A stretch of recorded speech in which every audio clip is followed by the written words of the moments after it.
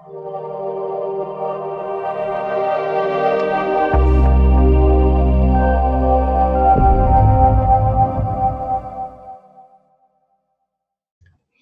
everyone, and welcome to SAMA. SAMA is a program where we invite an expert to talk about their area of expertise. This week we are delighted to have Oram Miller as our guest expert. The subject is electromagnetic fields, which are EMFs, the hidden dangers in your home. Oram is a certified building biology environmental consultant and electromagnetic radiation specialist based in Los Angeles, where it's raining at the moment. He provides on-site healthy home and office EMF evaluations for clients throughout Southern California who have electromagnetic sensitivities, as well as those who want a healthier home or office. Oram is the Director of Learning and Development for the Institute for Biology and Ecology. He serves as a teaching assistant and is involved in curriculum development for the basic and advanced EMRS seminars taught by the Institute. He founded and oversees an apprenticeship program for EMR students within the profession. He also serves on several committees for the Institute. Oram produces and is host of a webinar series for the Green Home Institute entitled Reducing Occupant Exposure to EMFs in Residential Construction. He is the co-author of Breathing Walls, featuring protocols for the design of a healthy new or remodeled home without mold or chemical outgassing. I could go on all day. Oram consults on the healthy design and construction of new and remodeled homes. He's done extensive research on EMFs. He's the expert we have today. Welcome to our show, Oram. Thank you, John. Thank you and thank you to Nick as well for inviting me, both of you. Oram, it's how did you get involved with EMFs and the research that's related to the EMF? Well, I've been a building biologist for many years, and in the beginning, I did the full scope of the building biology work, which involves the third skin. This is the first skin, this is the second skin, the home, the built environment that we live and work in is the third skin. This profession was developed by Anton Schneider and a group of builders and physicians in Germany as the rapid rebuilding of the housing stock in Germany after World War II produced some problems that they didn't have before with the construction that they'd had for many hundreds and thousands of years. The problems were chemical outgassing, the accumulation of outgassing of materials from the new construction materials that they were using, as well as mold and electromagnetic fields. And this was recognized by certain forward-thinking people, architects, builders, and people who were sensitive to these fields. So they formed a profession that is very active today in Europe and the rest of the world, the Baubiologie profession. Bau is the German word for building, and Biologie is their pronunciation of the English word biology. So one of their graduates, an architect by the name of Helmut Zia, brought that knowledge from Germany to the United States 30 years ago. He passed away a few years ago of a stroke, but he founded a North American branch for the US and Canada of this profession that has graduated hundreds of people, including people from all over the world who come and study here. And I'm a graduate of that program, so I did the full scope of our work. We go into people's homes and we evaluate homes for sources of toxicity, and that includes indoor air quality, mold, chemical outgassing, natural gas, lead, asbestos, radon, carbon monoxide, as well as building materials for new and remodeled homes so that these outgassing problems don't develop, and then electromagnetic fields. Now, about 9 years ago, I moved from Minneapolis to Los Angeles, California, and decided that I wanted a warmer climate, number one, and number two, I really didn't like mold as much as others do in my profession, but I loved EMFs. So when I moved here 9 years ago, I decided to just do EMFs, and I refer people to experts in the area for mold and chemical outgassing work. And I'm one of the busiest building biologists in the country, just doing evaluations 6 days a week for EMFs. And I will tell you what those are if you'd like to know what those EMFs are. Yes, absolutely.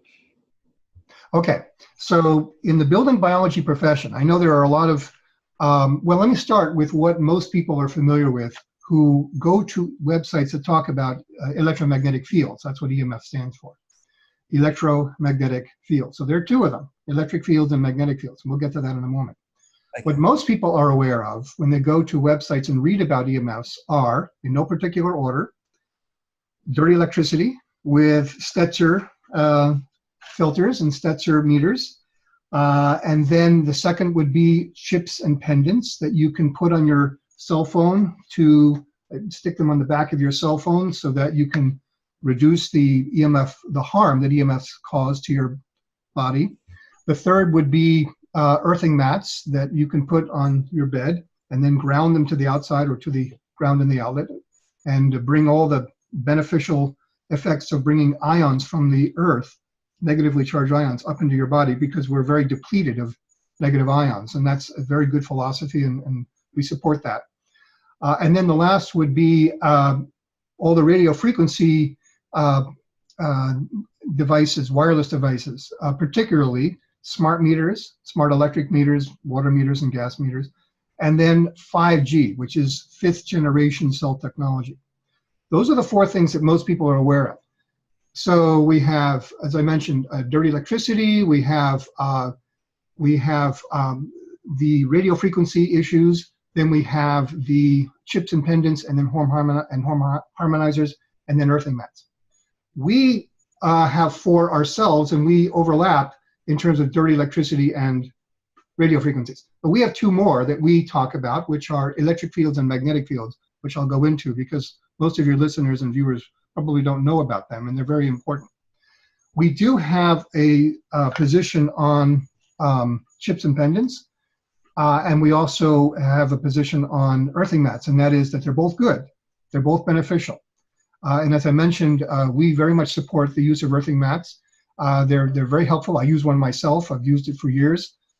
When Clint Ober, who developed them, spoke to our profession 5-6 years ago, he gave those of us who were in the seminar an earthing mat for our bed. And I've been using it ever since, and I love it. I recommend it to my clients. So that's a very good thing to use. Then for the chips and pendants, our approach is, if it works for you, great. We recommend we recommend all things that help people to improve with these EMFs, the evaluation and mitigation of EMFs, including chips and pendants. What we would say is, generally speaking, we recommend that people find the sources of EMFs if they can, both in the home and outside the home. I explained that EMFs, the building biology profession, my profession, recognizes four sources of EMFs. That would be magnetic fields from house wiring and outside wiring, both power lines, electric fields from house wiring. Those are two things that most people in the EMF community need to know more about, in our opinion, and there's so many things to learn, and so many people are affected by all of this, and they're doing the very best that they can. We're not being critical at all. We're just adding this knowledge that we have been focusing on for several decades to add to all the good work that's being done by people for smart meters and fifth generation cell technology, or 5G as it's known, and earthing mats and chips and pendants. So, so did you get all that? Did you hear? Yes. Okay, good. Yes. So, so I was mentioning that in our opinion, the chips and pendants have a value, and in fact, I have to admit, some of the engineers in my profession, some of my colleagues who maybe don't think outside the box quite as much as the rest of us do, and they're just going by what they can measure with their meters, you know, with a radio frequency detector or a magnetic or electric field detector. And when people use one of these chips or pendants, they don't measure any reduction in the EMF that they can measure when you put a chip on the back of your phone. It still transmits. But what the manufacturers wisely say is the way that those chips and pendants work is they create some zone of coherence around them that changes the way the human physiology reacts to the harmful influence from the cell phone. And there's a lot of interest in learning how that happens and why it happens, but I will say I've just been noticing that there's this huge number of products that are in that category of subtle energy devices that are available now and work well. A lot of people feel better, they benefit from them. We recommend a joint approach, using those products, particularly when you go outside the house, but in your own home and business, to the degree that you can control the business or the home. Some people rent and they can't do as much as you can if you own your home, but to the degree that you can look over what's in the home and make changes, that's a degree that we recommend that people find the sources. And the analogy that I was making was that if you have a room with 4 or 5 ashtrays with burning cigarettes filling the room with smoke, you can get an air purifier and plug it in and it will reduce the smoke. But you can also look for the ashtrays and reduce those. And I think that's common sense. Anybody who makes and sells and promotes these chips and pendants would agree with what I just said. So we focus on the ashtrays. We teach our students, I'm part of the faculty at the Building Biology Institute, for the electromagnetic radiation or EMR seminars, beginning entry level and the advanced, we teach our students to find the sources of magnetic fields, electric fields, radio frequencies, and dirty electricity. So, right. So everyone knows about Wi-Fi and cell phones, and we'll talk about that. But I'd like to talk a little bit about the other things that most people don't know about, which are magnetic and electric fields, if I may. Sure. So magnetic fields come from 4 sources, and magnetic fields are the invisible. Everything is invisible. All the fields that I'm talking about are invisible.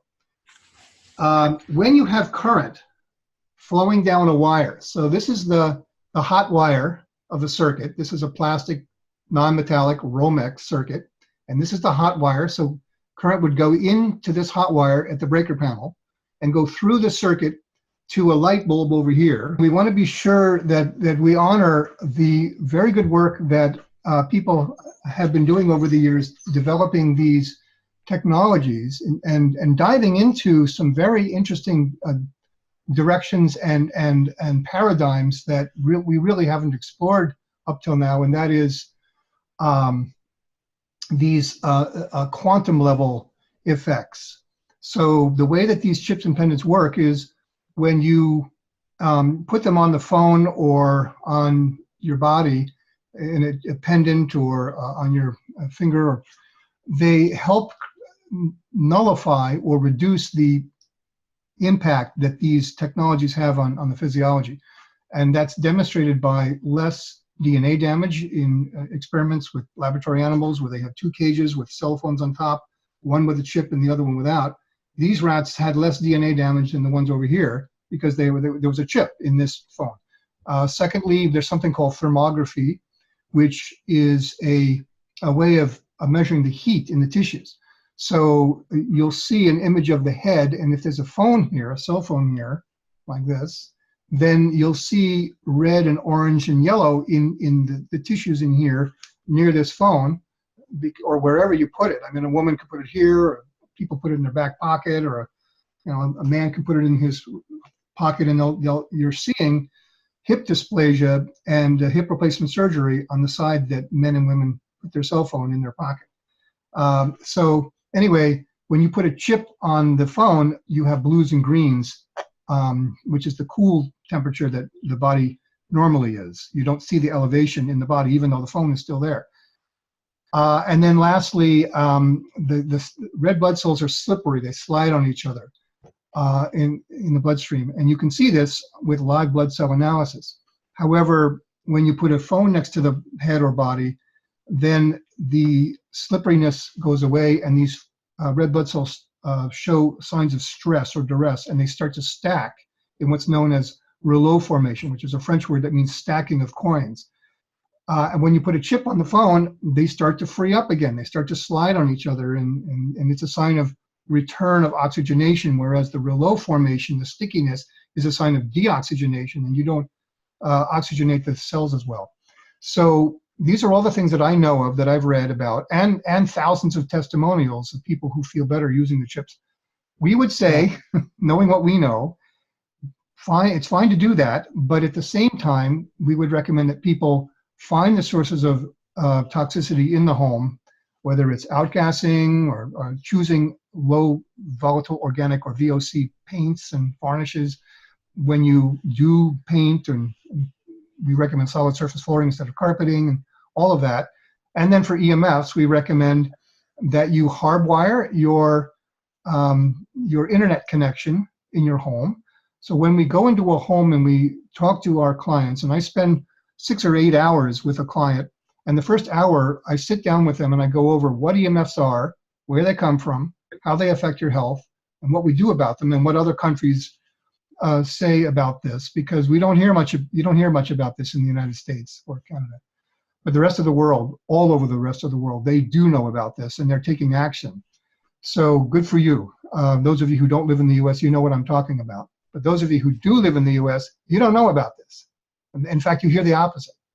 So that's a whole nother political layer to this whole issue. But we recommend that people pay attention to this, because research shows that 100% of the cells close to a phone that you put next to your head, 100% of the cells, according to Martin Blank, who has passed away recently of a stroke, unfortunately, and Martin Blank was a PhD at Columbia University in New York, and I heard him speak several times. Wonderful man.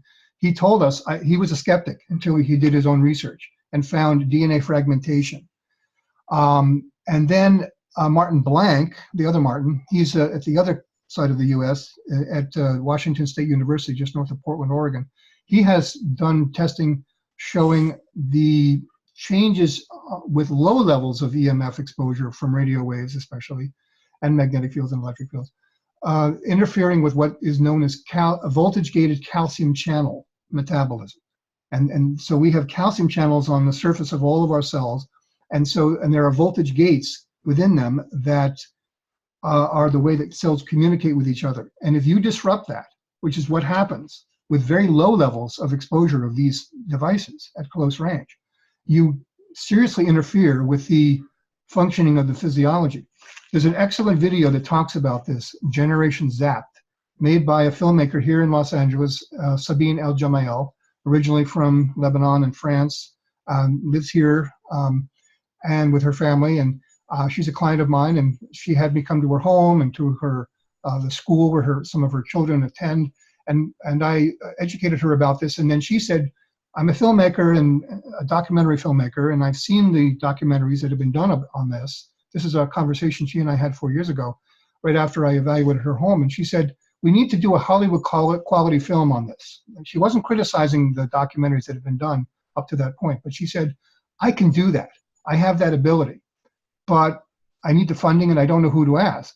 I don't know who to interview. So I said, I can't help you with the funding, but I can give you the names of people to interview. So I gave her a whole long list of people to interview in the field, in the profession. I mean, in and outside the building biology profession, but in the community, the EMF community. And she spent the next 3 years crowdsourcing her film and going around the world and interviewing these people. And that resulted in the movie Generation Zapped.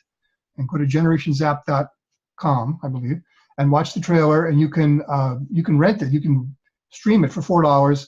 Show it to your friends. Show it to your husband, your skeptical husband.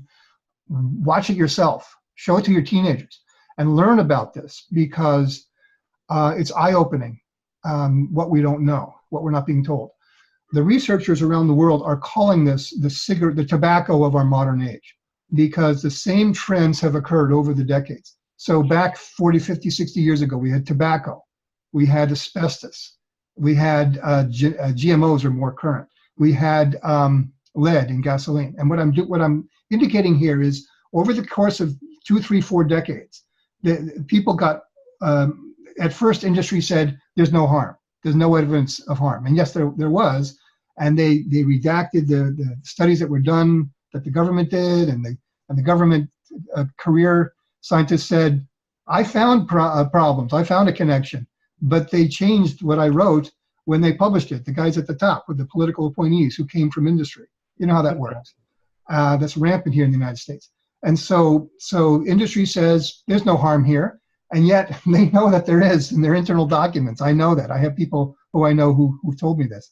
And George Carlo blew the lid off of all this some years ago when he was a keynote speaker for our annual, every other year we have a conference, and he was our keynote speaker in 2008. He told us what happened to him on the inside there.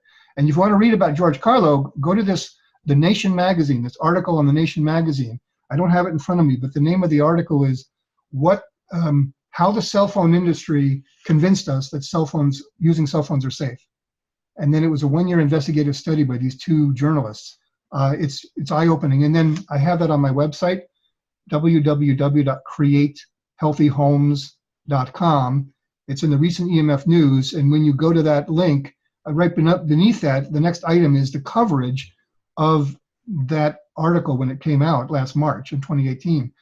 And one of the authors, Mark Hartsgaard, was interviewed by Amy Goodman on Democracy Now! That video interview on her show, plus what happened after the show ended and he kept talking, they kept recording the interview. It's online, you can see it. And he talks about what happened to George Carlo, how he did the research. He told us himself. He said that he was hired when he was up in Columbia University in 1992 or 3, at the beginning of the Clinton administration. And his friend, the Assistant Secretary of Health, Education, and Welfare in Washington, D.C., called him up and said, this is what George told us. He said that this man said the cell phone industry wanted to do a 7-year, $28 million study to prove cell phones were safe. And they wanted the government, the Department of Health, Education, and Welfare to, which is what it was called at the time, to co-sponsor that research. And so this man wanted George Carlo to run the study. And George said, I know where this is going. I don't want to be a part of it. Thanks, but no thanks. Talk to you later. So he said a month later, the man called again and said, we're moving ahead with this study. We don't want anyone else to run it but you. Will you reconsider? And he did. And he funded, he ran the study for 7 years, but he came to the conclusion, and he told us the details. He spent several hours going over this with a flip chart. He said, this is what I found. This is what happens to the membrane of the cells when you have a cell phone near your head or near your body. He said that the membrane has portals that allow nutrients to come in and waste products to get out. And those portals will close down when the cilia, which are these hair-like projections that emerge from the surface of all cells, except for the ones in the digestive tract, that line the digestive tract, the cilia monitor the environment. And in the presence of these low-frequency information-carrying radio waves, not the thermal waves that are at higher intensity levels, higher radio frequency strengths, but at low levels, the biological effects that occur from the low frequency information carrying radio waves cause the cilia pick that up of every cell in close proximity within a foot or so and more, and alert the cell to stop what it's doing, so that freezes the activity in the tissue and go into a locked down mode, which shuts off these portals. And so nutrients don't get in, waste products don't get out, and there's a Froelich effect that occurs from the messenger RNA near the surface of the cell into the cytoplasm, and the messenger RNA and the ribosomal RNA are affected by this, and the DNA is affected in the cell nucleus, the mitochondria, the functioning of the mitochondria in the cell cytoplasm is affected. All of this is affected, and if the cell is less than half its age, it will go into forced cell division called mitosis. But the disadvantage is the daughter cells have the disadvantage that their open mode, their relaxed mode is a lockdown mode. This is what he told us happens as a result of this. If the cells are more than half their age, they can't divide, they're too old to divide, they go into apoptosis, they just divide, they just rupture. And so either way, the tissues suffer, the macroorganism suffers. And this is all happening on biological levels, at levels much lower than what the Federal Communications Commission says is safe, which is 1 milliwatt per square centimeter or 10 million microwatts per square meter. So I describe all this in my article on my website. If you go to articles on EMFs, and then you click on the article on radio frequencies, and you'll read all about this. So, and this is discussed in great detail in Sabine's excellent documentary, and there are other wonderful documentaries as well. It's not the only one, but Generation Zapped is a good place to start. There are others. And so I could go on and on about the harm of this, but what everyone who's watching needs to know, this is like cigarettes. When I'm old enough, 65 years old. So when I was a kid in the 1950s and 60s, you could smell smoke. When I visited relatives and we were aware of smoke because you could see it, you could smell it. And people were addicted to it. It wasn't a communication technology, it was a habit that people had, and it had certain physiological changes that it produced. Anyway, we all know about that. And what we know is the tobacco companies didn't tell us the truth. The government ended up spending a lot of money treating people through the Veterans Administration and through Medicare and Medicaid and all of this to clean up the mess. And now you can't smoke in public places in any state in the union and most local jurisdictions. You can overseas, but still people are judicious about it. They know about it. Today, we have baby monitors. We have cell phones right in our environments. We have streaming devices in our entertainment centers. We have tablets. We have smartphones. How many people who are watching would call themselves millennials who are less than 35 years old, use a computer anymore? You're all doing everything on your smartphone and your tablet, and it's all wireless. None of it's hardwired.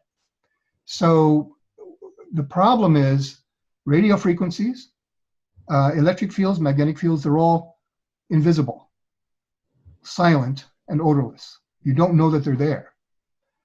And if you're lucky, you'll feel the effects, but 2/3 of the population doesn't. There are researchers in Europe who estimate that 100%, Martin Blank even said this, 100% of the cells are affected. The researchers estimate that 2/3 of the population can repair the damage that night when they sleep. 1/3 cannot. So what that means is that 1/3 of the population has symptoms right now, before we even get into 5G, from 4G LTE. And 4G is just the name of a technology that includes many different frequencies that we can measure now and that we have all around us. And we bring these devices into our home. The average home has multiple wireless devices. And if you could see the radio frequencies like you can see cigarette smoke, you'd know that they're there. So what you can do is you can get meters. Now this is a professional meter that we use. It's the Gigahertz Solutions HF59B. And I have an attenuator here. I'm going to show you why I have that on here in just a minute. But you can also get one of these. So this is a Acousticom 2, and you may be able to hear that, but I don't have very many EMFs here, radio frequencies. That's why the LED is very low. This is about $180. This is the little brother of the acoustimeter. And then this is the Safe and Sound radio frequency meter from Safe Living Technologies in Canada, www.slt.co. And this is $149. And it doesn't have a display, neither of them do. They both have LEDs. And this is available through lessemf.com, lessemf.com. These are great. Both of these are great. The Safe Living Technologies company is coming out with another model with a display for about $350 next month, in March of 2019. But the one thing that these two have in common is they have sound. I don't know if you can hear that, but they have sound. You can actually hear what the radio frequency signal sounds like. If it's a router, it sounds like a helicopter. If it's Bluetooth or a cordless telephone, it has a steady hum. If it's a cell tower, you'll hear a high-pitched sound, a squeal outside and coming in through your window. If you're testing your cell phone or a laptop, then, and mine's in airplane mode at the moment, you'll hear a crackling. So that's exactly what I want to show you. I'm going to turn this on. And this is a meter that actually has the ability to show, I'm going to put this in peak hold mode. and I'm going to clear it and get it down as low as possible. And I'm going to take my phone here, and I'm going to take it out of airplane mode. And I want you to listen.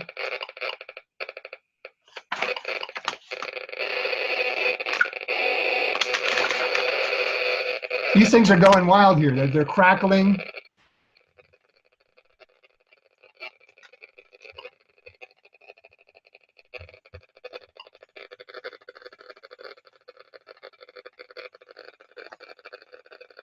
So this is actually low. This is 50,000 microwatts per meter squared. Now, these things are going nuts, if you can hear that. And my phone hasn't stopped checking in to the Verizon cell tower down the street. It's still transmitting. You hear that? This is the noisiest one. You guys hear that? We can hear it. This is what's happening to your brain when you're using this, okay? And again,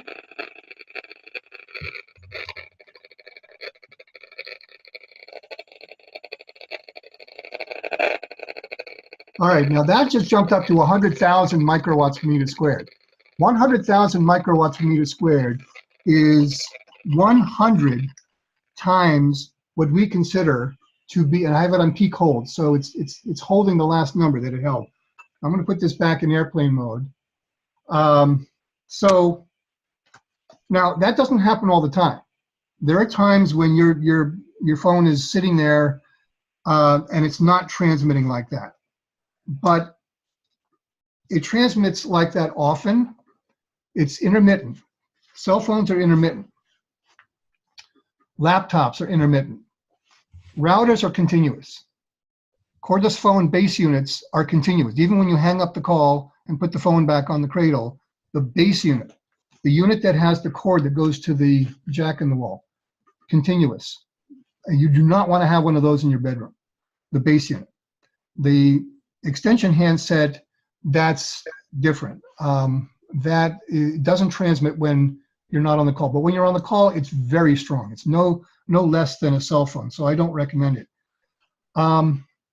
So what I say to my clients is, you're going to thank yourselves for listening to that guy, me, in 2018, 2019, 5 to 10 years from now, when you get a call from your friends saying, my son was just diagnosed with a brain tumor. That's what your friend's going to say to you. They may say it now because it's happening. These brain tumors are developing. The British government has found an increase, a steady increase in malignant tumors on the side of the head where people hold their cell phone over the last 20 years. But benign tumors have been on the decline by the same amount over the same time span. So they average them each other out. And so what gets reported in the news is not an increase in brain tumors on the side of the head that people use their cell phone, but an unchanged cancer rate in head tumors in England in the last 20 years, because they're not showing the whole data. You see, this is how this happens. We would say to those people who are symptomatic, and some of you are, and that's the bulk of the clients who call me up and my colleagues around the country and around the world, because there are people who are building biologists in all countries or most countries around the world, quite a few in Europe, quite a few in Australia, New Zealand.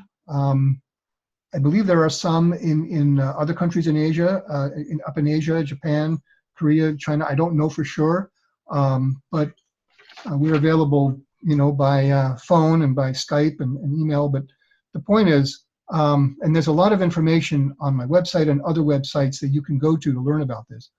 We generally recommend that for those of you who are not symptomatic, think about it. Generally speaking, we recommend that you reduce use, increase distance, and favor hardwired connections. Learn how to hardwire your house. If you plug an Ethernet cable into a computer, either a laptop or a desktop, that doesn't shut off the Wi-Fi, and then you plug it into your router, you have to manually turn off the Wi-Fi in both cases. The Bluetooth. I had a gentleman who called me up this afternoon here in Los Angeles, and he had a meter similar to this, and he was saying it's high and around his computer, and I said, well, can you turn off the Bluetooth? He said, well, okay, why do I need to do that? And I said, well, just do that. Go up to the Apple and go to System Preferences and then go to Bluetooth. And I said, is it on or off? It's on. Well, don't turn it off if you have a cordless mouse, because you'll lose control of your computer. He said, no, I have a corded mouse. And he said, okay, then you don't even need the Bluetooth. And he shut it off, and he said his meter went down to green. And so he was happy, and he didn't know that that was produced, that his computer was just producing these frequencies right into his body, sitting there at the computer. And then you can hardwire your computer, even with, I happen to have an Android phone, so I don't have an Apple iPhone or iPad, but we have adapters, and where is it? Right here. You can use one of these. This is a lightning, take this cover off. This is a lightning plug, and it goes into the lightning port of an iPhone or iPad. And this at the other end is an Ethernet port. And then you can get one of these. We recommend getting a grounded Ethernet cable with the metal clips on the two ends here, Cat6, and that would go into here. And then this can go into your router or into a network adapter. What is a network adapter? You get two of these in the box. All right, they plug into an outlet. This is for North America. And then they have an Ethernet port on the bottom.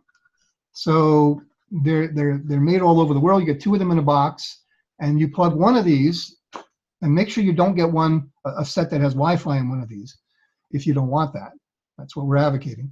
And you plug this into the room that has the router, and then and it comes with two Ethernet cables. So plug one of those Ethernet cables into this and into the router. And then the other one you can put into a room that has where you want to sit, and plug the Ethernet cable into this, and the other end of the Ethernet cable is on the Ethernet to Lightning adapter.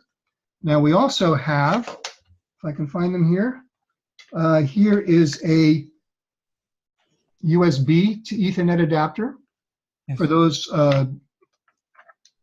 computers that have that, and you have a PC version and a Mac version. You also have Thunderbolt to Ethernet adapters, which I don't have. And here's the newest one, the newest MacBooks. They have this USB-C port. Well, we have a USB-C to Ethernet adapter. And then you can turn the Wi-Fi. You have to turn the Wi-Fi off on put it in airplane mode. And then you're on the internet. No smoke. And you can do anything you can do on the iPad or iPhone. This doesn't work for Android, I'm sorry. But you can do everything you can with Wi-Fi in a hardwired mode, and no smoke, no EMFs, no radio frequencies coming into your body from the device. The only thing is there'll be a high electric field, and I haven't mentioned that yet, but in order to take care of that, at least in North America, you can get this because you need, this is the kind of plug that comes with it. This is an Ethernet grounding adapter kit. And this has a short Ethernet cable right here, and this is what would actually go into the network adapter. So you plug this little one in here, or into the router, and then it goes into a coupler here that has a socket at both ends for an Ethernet cable. Here we go. It's just, all right, and this goes in here, and then you must put a shielded, with the metal clips, shielded Ethernet cable into that, and then this cord is soldered to the metal case here, and it's a ground cord, and it goes to the ground prong right here, and the new ones come with two blades. They're dummies. They don't attach to anything because there's no wire attached to them, and you plug this into the wall, and it grounds the whole cable, including the iPhone that's in your hand that you're connecting this to. All right, so this is true for a laptop, an iPhone, or an iPad, those three things, because otherwise you'll have high electric fields. Now I know I only have a few more minutes left, but here's another thing that people need to know about. Nobody talks about this outside of the building biology profession, with the exception of a handful of people. Magnetic fields and electric fields are present in homes. You really need to get a meter. The tri-field combination meter. The TF2 is what I recommend. The Coronet is another combination meter. You can buy these from lessemf.com. They're excellent. I have an article on my website, EMF meters and instruments, and you can read about this. But basically, you want to measure the magnetic fields where you sit, sleep, and stand. Where you sit, sleep, and stand. So where you sleep at night, measure the magnetic fields, and you want to be below 1 milligauss, 1 mgs, or 0.1 nanotesla on the Coronet. The Coronet is a single axis meter, so you have to measure X, Y, and Z, or X, Z, and Y, and then see which orientation gives you the highest number, and then hold it in that orientation, and then move around. With the Tri-Field TF2, it's a 3-axis meter. It doesn't matter which way you hold it, you'll get the same number on the screen. And they're very accurate. And so you want to be below 1 mgs, 1 milligauss, where you sit, sleep, and stand. You could hold that a foot or so away from a switch, a light switch, and a foot above, and then turn the light switch on, and if the meter doesn't go up, you're good. If it does, you have a wiring error, and you can read about that on my website in the magnetic field section. Go to articles on EMFs, read the introduction to EMFs, then read the separate articles on electric fields or magnetic fields, electric fields, radio frequencies, and dirty electricity. If you have wiring errors, you need an electrician to fix that for you. And we can guide them on that. Building biologists are trained how to guide electricians on that. You can have current on water pipes. And wherever you are in the world, this can happen. Current always comes into the house on the hot wires, usually 2 hot wires in North America. And it's similar in other parts of the world. Wiring errors, by the way, are not common in Australia or France or much of Europe because they use ground fault interrupter breakers or ARC fault breakers. They're known by a different name in Australia, but so people should check to see if there are magnetic fields. Now, if there's magnetic fields coming from power lines, then there's nothing we can do about that. And you know that because you'll get the same number, John, and everyone, on your Gauss meter everywhere in the room. It's the high, low, left, right, front, back. You get the same number in the whole room. And if you go outside the room to another room or even outside the house or apartment, on your balcony or in the backyard or front yard, and it just keeps getting higher, even if there are no power lines. They could be underground. And that's what it is, and you have to move. If it's more than 1 or 2 milligauss, you really should consider relocating. And it's going to be higher in the evening when everyone comes home and turns on all their devices, their appliances, and then it's lowest at night. And then it's higher in the summertime, whenever time of the year that is for you, when everyone's using air conditioning, because electricity is what generates these magnetic fields. And it's because the loads are unbalanced on the power lines. But the other thing is electric fields, they're the unknown EMF, and they can be present where you sleep if you have plastic wiring. And I showed you the plastic wiring in the beginning of the talk. And you can shut off the breakers for the bedroom and at least unplug things or get a plug-in switch at the wall. And I know some countries have switches at the outlets. And don't have any live wires within 6 to 8 feet of your bed. And also make sure that your power supply to your computer is grounded, not ungrounded. And so those are the takeaways for electric fields for you. Now, okay. There's a question from one of our Facebook viewers, Marion Lydon, has asked, what about CT scanners? Do they produce much EMF? Actually, CT scanners don't. They produce X-rays. They're actually lower, I believe. Someone who knows better can correct me, but it's called computerized tomography, CT, or computerized axial tomography, CAT scan, and it's a slice of the tissues to help differentiate the soft tissue. The magnetic resonance imaging, the MRI, that uses a very strong magnetic field, and And so, not the healthiest thing, but if you need it to rule out a tumor, or if the doctors need it, just take some Arnica montana before you go in, and when you come out, a homeopathic remedy. But no, CT scans are X-rays. They're not EMFs. The MRIs are the magnetic field. Okay. Sylvie Savick has asked, how do you go wireless free when you have 2 computers, 2 Xboxes, must be teenagers, and a smart TV spread out over a 2-story house? There must be some challenging situations out there. Well, we run into this all the time, Sylvia and John, and everyone. So I encourage my clients to hire an audiovisual technology person or contractor, low voltage contractor we call them, to put Ethernet cables into the walls. This is the best. And if you're remodeling or building a new house, we recommend this, and people pay for it. And there was a time for about 10, 15 years when that was pretty routine around the world, and may still be in other parts of the world. Not here. They're not doing it anymore because everyone's going wireless. But if you have an attic or a crawl space or a basement, or they can run it through closets or around the baseboards, or up above your windows outside under the soffits, going from room to room. This is the best way. The next best way is to use these network adapters, and I showed them to you earlier.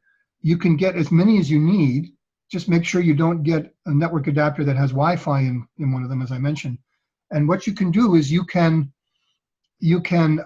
plug one of them in the room that has the router, and then you can have as many of them around the house as you need, and then just run an Ethernet cable to your PlayStation, to your TV set, and then try and turn the Wi-Fi off on these devices. Now, you can't always do that with a smart TV. Sony is the only brand where you can turn the Wi-Fi off when you hook up the Ethernet cable. And there is a setting on the Sony smart TVs to disable the Wi-Fi on the TV. With Roku, you can disable the Wi-Fi. When you plug in an Ethernet cable to the Ethernet jack on the back of a Roku device, it will shut off the Wi-Fi in about 2-3 minutes. But then they have Wi-Fi Connect, which is a separate transmitter, and you need the infrared remote control, which you can buy from Roku, to turn that off. There's so many tricks to this, but you can do this by setting up a hardwired network throughout the house. What's important is not what's happening in the next room over. What's important is what is happening with the devices that are in your hand, or in your lap, or right in front of you, or on the bedside table, or on the kitchen counter. Baby monitors. It's bad enough to have the baby monitor right next to the crib, but then mom has the other monitor next to her bed, and she's getting blasted from that thing wirelessly transmitting all through the night, and it's all invisible. It's all silent, odorless. You don't know what's there. And you need a meter. One of these meters makes the invisible visible and the inaudible audible, so you know what's there, and then you can compare the numbers that you see on these devices to the building biology evaluation guidelines. And if you go on my website, createhealthyhomes.com, and you scroll down to the 10th link down on the left, it says building biology evaluation guidelines. And you click on that, and then you read the paragraphs, and you click on the last paragraph where it says to see the actual table or see the guidelines, click here, and then you get a 4-page document written by the German building biologist and translated into English by a German-Canadian lady in Vancouver, and you can see what the guidelines are.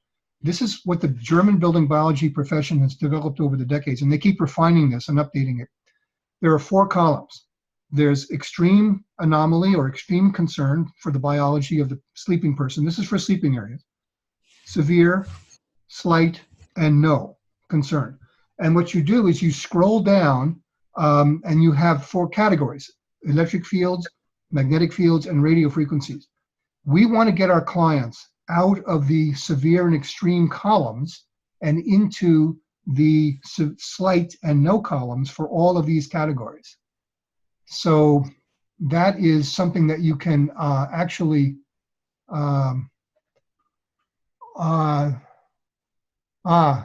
some very good comments from Carlos D. and There are. I'm going to fire them to you. And there's others too, like Billy's asked a good question as well. Plants don't really absorb radio frequencies, Carlos, to any well, I wouldn't use them as your sole way of protecting yourself. And cell phones do the strength of the radio frequency signal does drop off with distance. This is true. What you are saying, I want to squeeze in a burning question about 5G. It's a hot topic at the moment. But if we can 5G. Okay. I'm happy to expound about 5G. So what everyone needs to understand is that 5G is a name for the next version of a whole umbrella of technologies for wireless communication, not just with cell phones, but with we're entering into the era of the IoT, or the Internet of Things. So 40 or 50 years ago, we had first generation. It was basically voice, wireless voice with a brick, great big cell phone. Text came along with version 2G, which was 10 years later, the second decade. Then in the third decade with 3G, that was the first time that we had cellular data, where you could actually go online through your phone. Fourth generation was the fourth decade, which we're just ending, and that is enhanced 3G, and LTE is enhanced 4G. I don't even know what LTE stands for, but LTE is a enhanced 4G.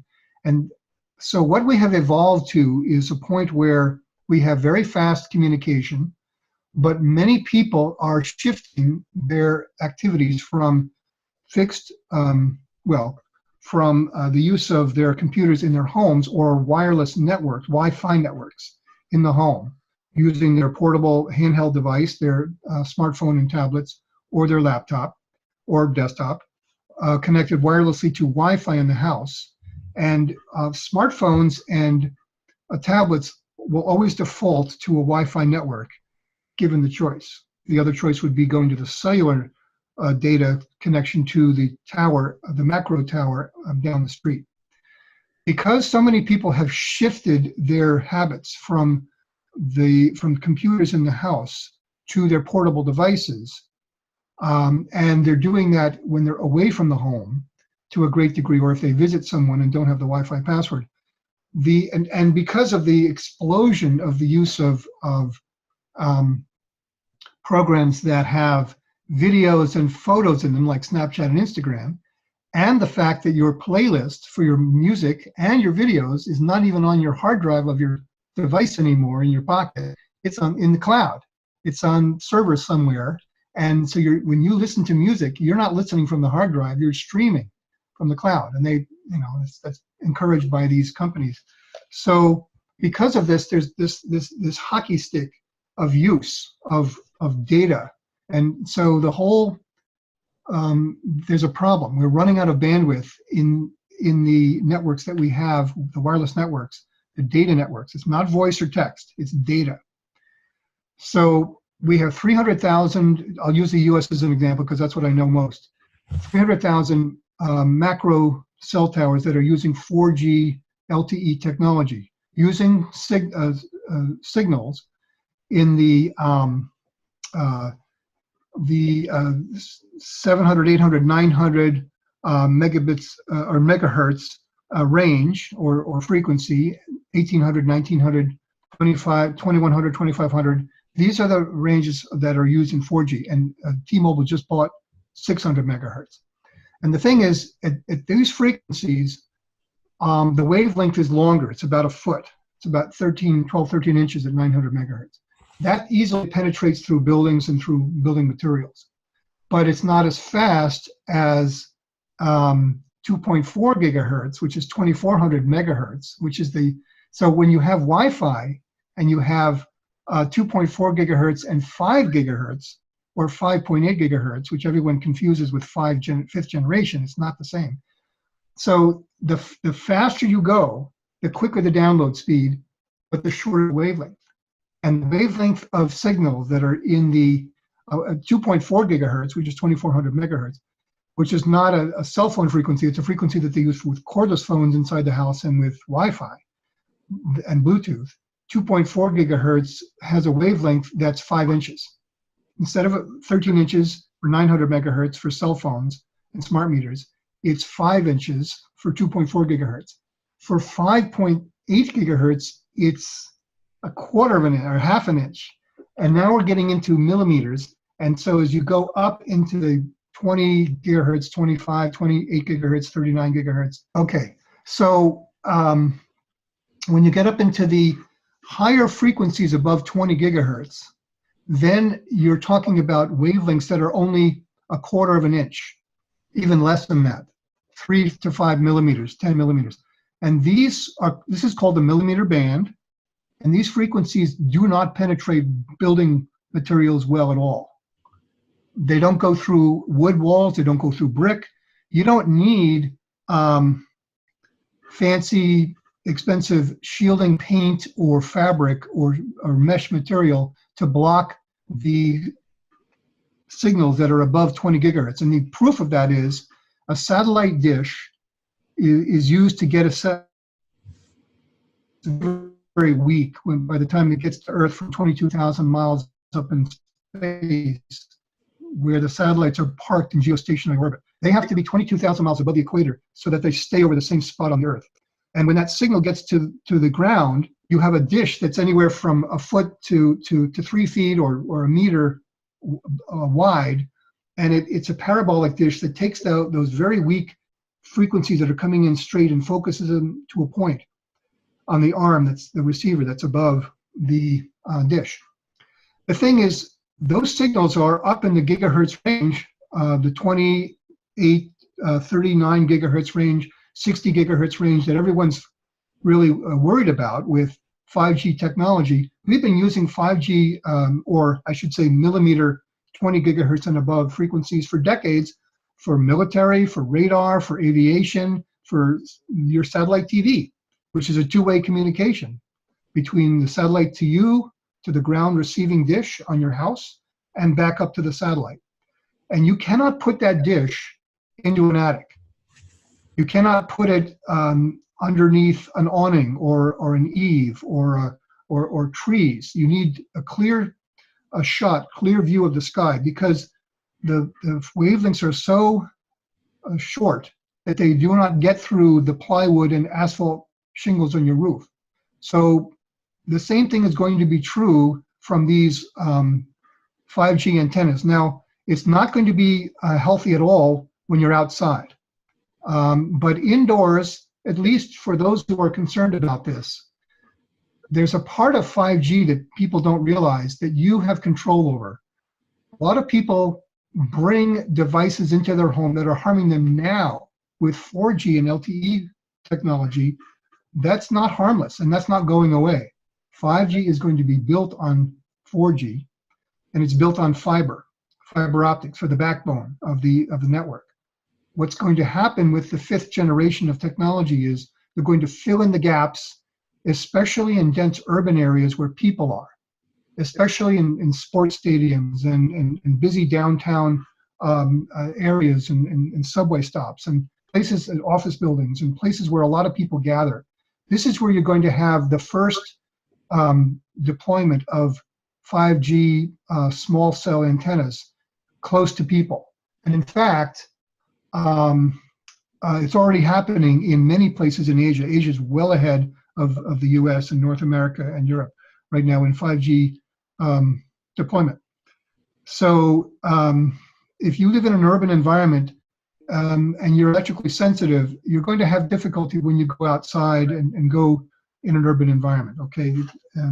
There is some of the fabric, there's fabric under development that will protect you to some degree from these 5G, these millimeter frequencies, but we have fabric now that can protect you well from 4G technologies and frequencies that are below 20 gigahertz, that are below 6 gigahertz. Remember, you got to always remember this.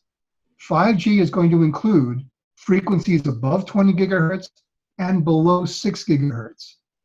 All right, all the 4G frequencies that we have now, they're not going away. In fact, there'll be more of them.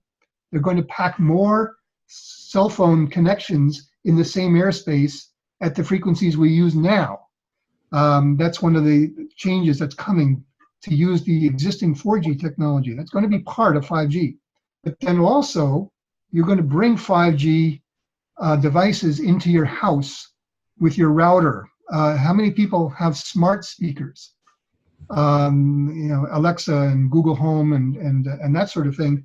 These things do put out radio frequencies all the time, just like any router, just like Bluetooth. And so be aware that these things will have these super fast 5G technologies put in them. So if you're concerned about this, and you don't want, and you're electrically sensitive, just don't put these devices, don't bring them into your home in the first place. I'm not trying to say anything bad about these companies. I'm not trying to take their business away from them. I'm just saying, get a meter, get a radio frequency detector, measure these things for yourself, and you decide how many cigarettes you want to smoke on a daily basis.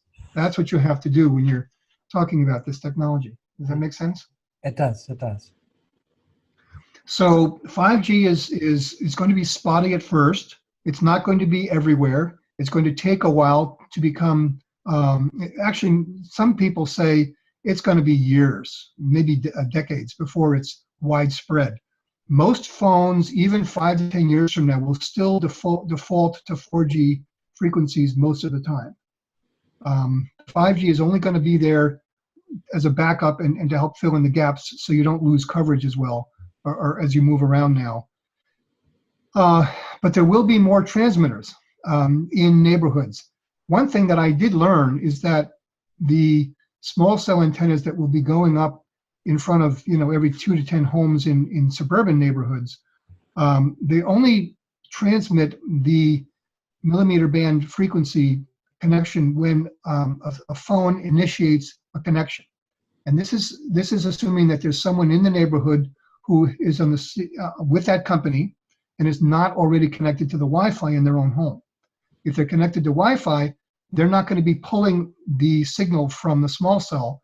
And even if they did, if someone visited that person and had their phone, and they didn't have the Wi-Fi password and they wanted to look something up, and so they sent out a signal, and the small cell antenna in front of that house or in front of your house, and you're a neighbor of this guy, is closer than the macro tower that's a mile away, then he's going to connect to that small cell antenna, and it will initiate a focused, they call it beam casting. And there'll be a focused beam casted array that comes from that transmitter into that house, not yours. It's a narrow beam. That's not going to make it over to your house. And then when he leaves, or when he turns, stops checking whatever he was looking up on his phone, then the signal stops. And the thing is, these small cells do not sweep. They do not sweep the neighborhood with signals looking for users' phones like the macro towers do. This is the misconception that some people have. They have meters. They have RF radio frequency meters, and they go, into they go shopping, or they go somewhere, and they can see a cell tower in the distance, and they turn on their meter, and they're hearing a very high-pitched squeal, and they see high numbers, and it goes up in the red, and it's constant, 24/7. That's what macro towers do with 4G LTE technology today. We've had that for a couple of decades, even with 3G and now 4G. That's not going to go away. The 5G small cell antennas that will transmit the millimeter bands with fifth generation in front of your house will not do that, because they want to conserve electricity to conserve costs. They're only going to send out a signal, and a very narrow one, when someone initiates the connection. However, some of these small cells will be sending out 4G LTE signals in the lower frequencies, and that will be always on, I believe, and closer to your house. That's going to be the biggest danger, even though it's not the millimeter band above 20 gigahertz. it's going to be in the lower band, but that's part of the 5th generation technology that's coming out. So in that respect, this umbrella term that we use for 5G will mean more harm because that will go through your wall. But we can shield against that. And as I said, the paint, the Y-Shield paint, which is carbon-based primer, and the other paints that are available, the Cooper Coat. Cooper Protect is a mesh. Cooper Coat is a copper paint, and the Air Pure, which is a nickel-based paint. These are all available from SEMF, Safe Living Technologies, which is www.slt.co, and then www.lessemf.com. That's where you can go to buy these products. And there are other people who sell these all over the world. They're not the only two. And you can put these paints, and we believe that these paints will be effective for these frequencies above 20 gigahertz. So we don't know about the fabric, but we do know about the paint, and also aluminum shielding. So you can protect yourself. But don't use your phone in the house. If you put those paints on the wall and you use your cell phone inside the house, the phone will put out more energy to try and push through the shielding you just put up. Does that make sense? Absolutely. It's got to talk with the tower, and if there's something shielding these, Yeah. it's got to try Exactly. to isn't it? Yeah, it's all very complicated. So what other questions? Well, I think that's pretty much all the questions. Oh gosh, I just got to. All right. I think that's pretty much it. Well, thank you so much, Oram, for your time. It's been tremendous. You've explained the dangers of EMF. You've talked about the effects, and you've talked about the cure or ways that we can avoid EMF. So it's been tremendous. Wonderful. We have had a few technical problems, but we kind of overcame them. So thank you very much for coming to our show. You're very welcome, John. I appreciate the ability to speak to you and to your audience, and thank you to Nick Zhao for inviting me in the first place and for helping to organize all of this. So thanks to both of you gentlemen. This is a very important topic, and I appreciate the opportunity to share the knowledge from the building biology profession. By the way, the website for the profession is www.hbelc.org. That's the building biology website, Healthy Building Environmental Learning Center.org, but it's abbreviated hbelc.org. And the website for the German building biology profession, and they have an English website and German website, is buildingbiology.com, I believe. They have that website in Germany. So thank you again for the invitation, gentlemen. I appreciate it very much. You take care. Maybe we can do it another time with a better internet connection. Okay. Thank you for inviting me. Because I still have a few things I'd like to know, and I'm sure our viewers do as well. Okay, you have a great evening. Thank you very much. Goodbye. Bye-bye.